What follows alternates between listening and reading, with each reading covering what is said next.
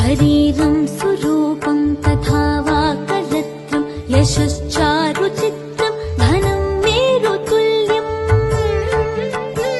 मनश्चेन लग्नं गुरोरङ्घ्रिपत्ने ततः किं ततः किं ततः किं ततः किम्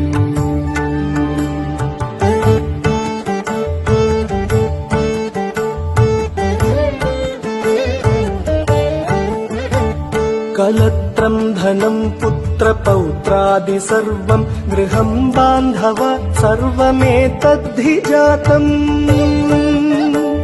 मनश्चेन्न लग्नं गुरोरङ्घ्रिपत्नी ततः किं ततः किं ततः किं ततः किम्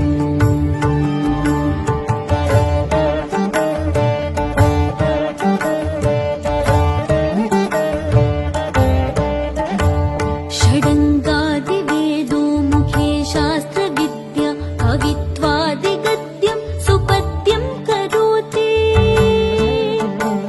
मनश्चेन लग्नं गुरोरङ्घ्रिपत्ने ततः किं ततः किं ततः किं ततः किम्